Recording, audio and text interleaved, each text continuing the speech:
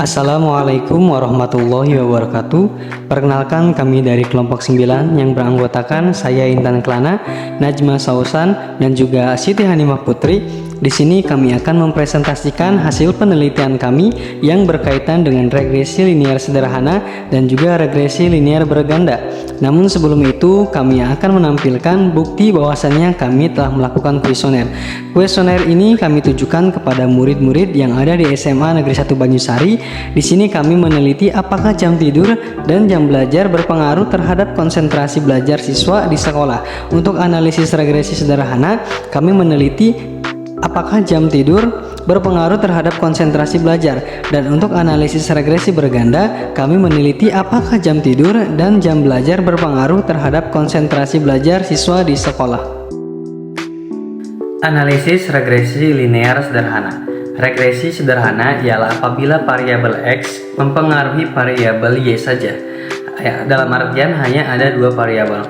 Nah, tujuannya adalah untuk melakukan prediksi variabel dependen atau numerik melalui variabel independen atau numerik. Model persamaan regresi linear ini yaitu Y sama dengan A plus BX. Nah, analisis regresi linear sederhana atau simple linear regression digunakan untuk mengukur besarnya pengaruh satu variabel independen atau variabel X terhadap variabel dependen atau variabel Y. Pada penelitian yang telah kami lakukan dengan judul penelitian pengaruh jam tidur terhadap konsentrasi belajar siswa atau siswi di SMA Negeri 1 Banyusari. Nah, variabel independennya adalah variabel X yaitu jam tidur, dan variabel dependennya atau variabel Y yaitu konsentrasi belajar. Hipotesa penelitian pada penelitian pengaruh jam tidur terhadap konsentrasi belajar siswa-siswi di SMA Negeri 1 Banyusari, HO-nya yaitu tidak adanya pengaruh jam tidur terhadap konsentrasi belajar siswa atau siswi di SMA Negeri 1 Banyusari, dan HA-nya yaitu adanya pengaruh jam tidur terhadap konsentrasi belajar siswa atau siswi di SMA Negeri 1 Banyusari. Nah, pada tahap yang pertama yaitu metode yang digunakan. Nah, pada output di atas menunjukkan bahwasannya metode digunakan dalam analisis regresi linear sederhana yaitu metode enter. Pada persamaan kedua yaitu persamaan regresi linear sederhana. Nah, persamaannya yaitu Y sama dengan A plus BX. Nah, dari output di atas maka persamaan linear sederhananya yaitu Y sama dengan 4,051 plus 0,798 X. Untuk persamaan tersebut dilihat pada tabel koefisien pada kolom B di unstandardized coefficient, di mana hasilnya adalah yang A adalah angka konstan pada unstandardized coefficient. Dalam penelitian ini koefisien konstanta sebesar 4,051 dengan nilai positif. Ini dapat diartikan bahwa konsentrasi belajar atau variabel Y akan bernilai 4,051 apabila variabel jam tidur yaitu variabel X bernilai konstan atau 0. Yang kedua pada B atau persamaan BX-nya yaitu B-nya yaitu angka koefisien regresi jam tidur pada unstandardized coefficient. Nah, dalam penelitian ini variabel jam tidur memiliki koefisien regresi sebesar 0,798 X. Nilai koefisien regresi positif menunjukkan bahwa jika setiap kenaikan satu satuan variabel jam tidur, maka konsentrasi belajar akan menaikkan sebesar 0,798. Pada tahap yang ketiga yaitu uji hipotesis analisis regresi linear sederhana. Nah, uji hipotesis ini berfungsi untuk mengetahui apakah koefisien regresi tersebut signifikasi atau tidak, yaitu variabel X berpengaruh terhadap variabel Y. Bisa dilakukan dengan dua cara. Yang pertama membandingkan nilai signifikasi p-value dengan alfa, dan yang kedua membandingkan nilai t-hitung dengan t-tabel. Nah, untuk yang pertama membandingkan nilai signifikasi p-value dengan alfa. Nah, kriteria keputusannya berpengaruh jika nilai signifikasi lebih kecil dari alfa dan tidak berpengaruh jika nilai signifikasi lebih besar dari alfa. Nah, pada output di atas atau output di samping diketahui nilai signifikasinya 0,000 lebih kecil dari 0,05, sehingga dapat disimpulkan bahwasannya HO ditolak dan HA diterima, yang berarti bahwa adanya pengaruh jam tidur terhadap konsentrasi belajar. Selanjutnya yaitu membandingkan nilai T hitung dengan T tabel. Nah, kriteria keputusannya berpengaruh jika nilai T hitung lebih besar dari T tabel dan tidak berpengaruh jika nilai T hitung lebih kecil dari T tabel. Yang pertama kita akan mencari T tabelnya. DB sama dengan N dikurangi 2. N adalah jumlah sampel atau jumlah responden. Jumlah respondennya adalah 42. Kemudian dikurangi 2 sama dengan 40. Nah, nilai 40 pada distribusi nilai T tabel, maka didapat nilai T tabelnya adalah 2,021 dengan uji dua arah A sama dengan 5% atau 0,05. Nah, berdasarkan output yang di atas, karena nilai T hitungnya sebesar 7,694, artinya lebih besar daripada 2,021, sehingga dapat disimpulkan bahwasannya HO ditolak dan HA diterima, yang berarti bahwa adanya pengaruh jam tidur atau variabel X terhadap konsentrasi belajar atau variabel Y. Perkenalkan, nama saya Siti Hanimah Putri. Di sini saya akan menjelaskan tentang analisis koefisien dan korelasi. Di sini terdapat tabel model summary di mana model RR-nya itu adalah 773A, sedangkan R square-nya itu adalah 597, adjusted square-nya 587, dan standar error-nya 2150, dengan prediktornya itu konstan atau jam tidur. Dalam analisis korelasi ada dua aspek. Yang pertama itu besar kekuatan korelasi atau hubungan, dan yang kedua adalah arah korelasi atau hubungan. Selanjutnya dapat kita simpulkan sebagaimana terdapat di dalam tabel berikut ini. Sehingga kesimpulannya yaitu kedua variabel ini memiliki korelasi atau hubungan. Bentuk hubungannya itu positif dengan nilai signifikan 0,000 kurang dari 0,5, maka berkorelasi.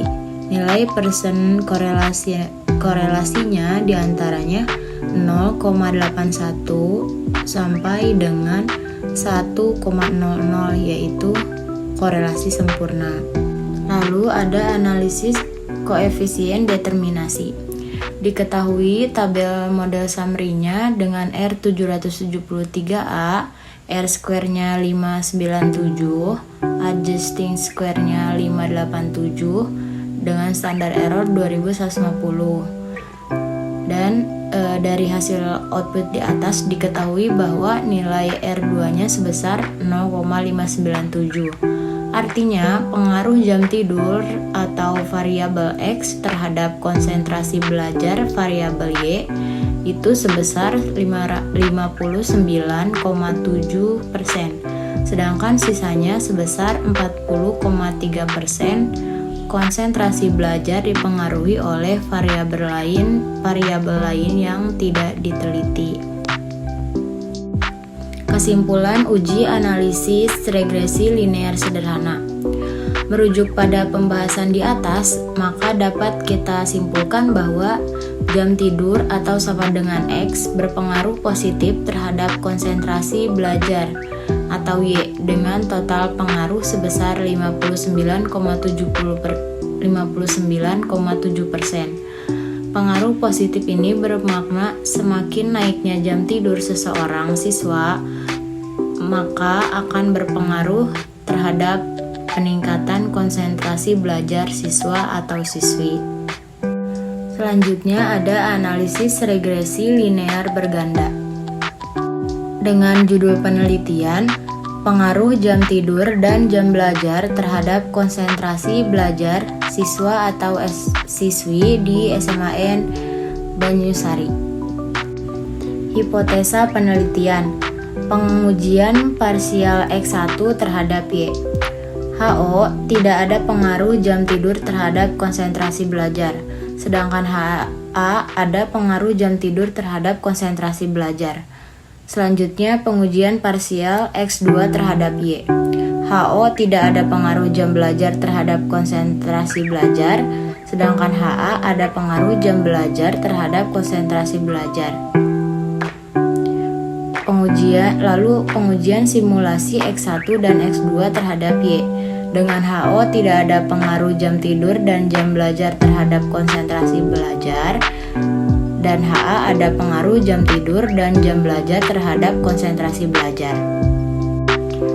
Metode enter.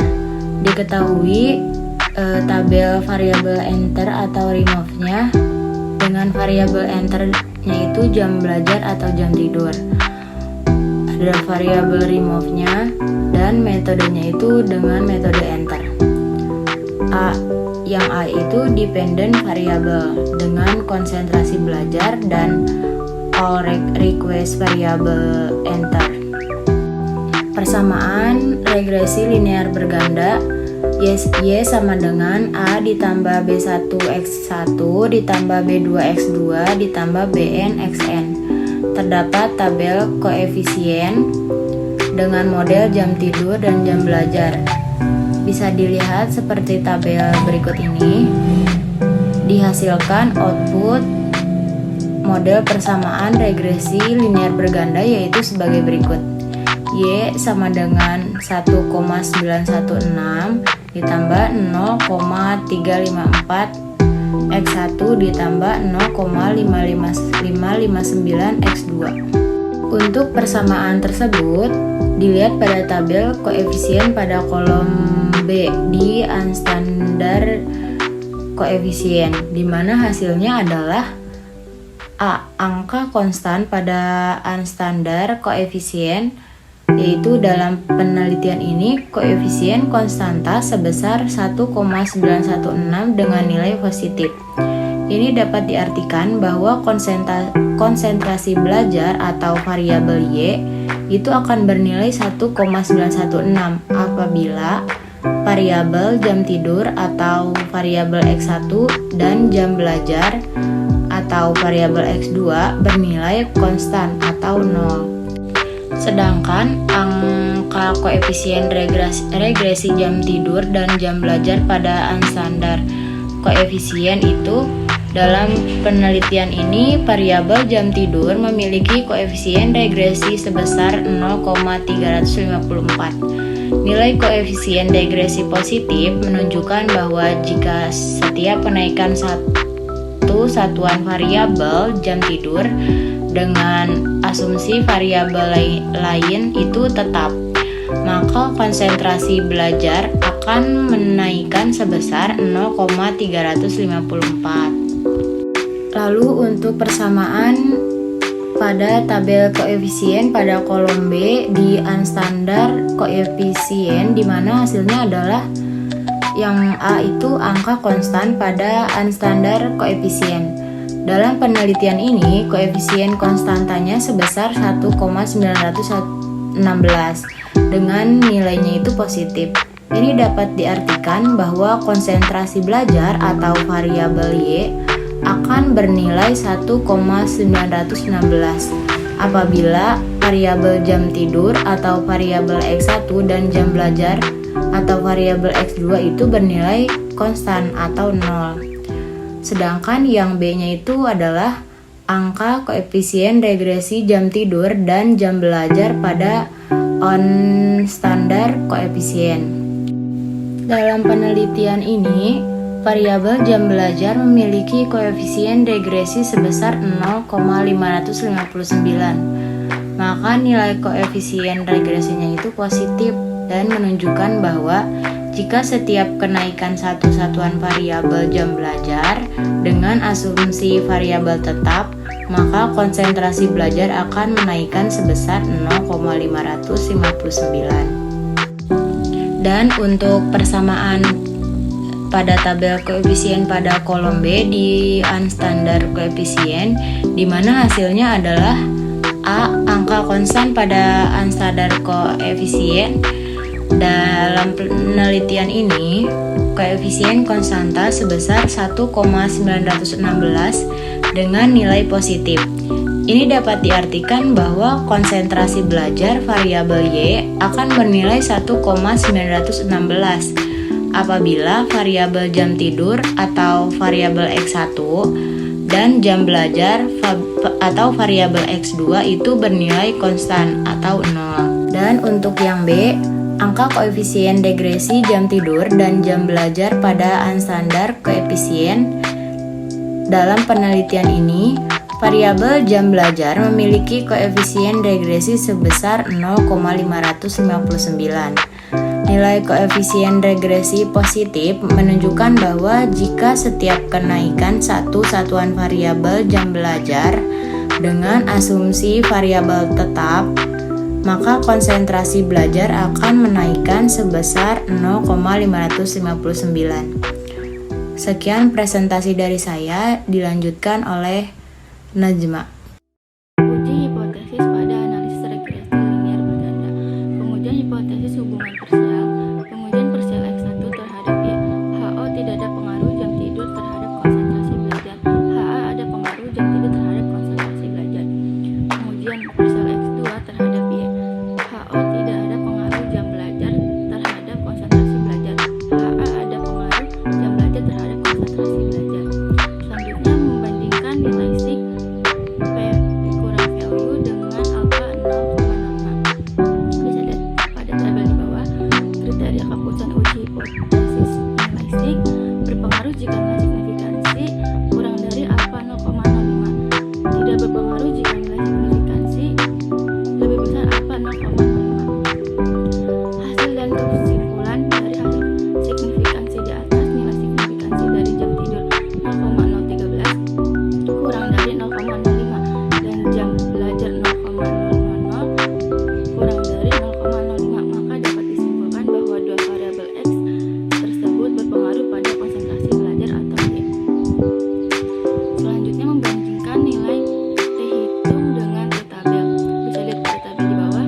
Kriteria keputusan uji hipotesis atau T tabel berpengaruh jika nilai hitung T kurang dari T tabel. Tidak berpengaruh jika nilai T hitung kurang dari T tabel. Cara mencari T tabel, dB sama dengan N dikurang 2,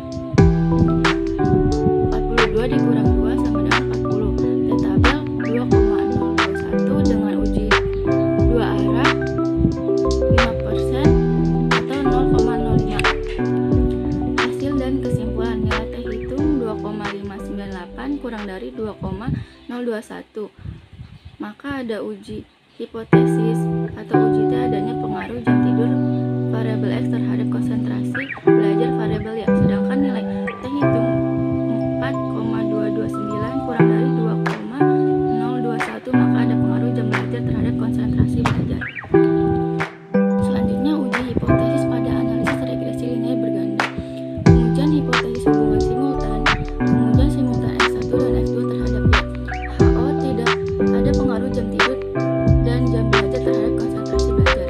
HA ada pengaruh jam tidur dan jam belajar terhadap konsentrasi belajar. Membandingkan nilai sig P dikurang value dengan alpha 0,05 atau 0,05.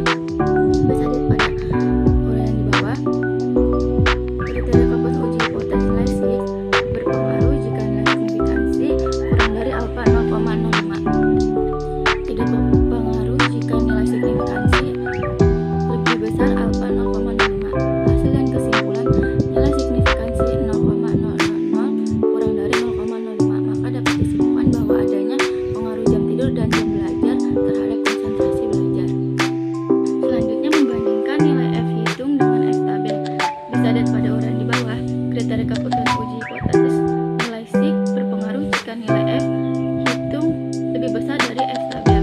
Tidak berpengaruh jika nilai F hitung kurang dari F tabel.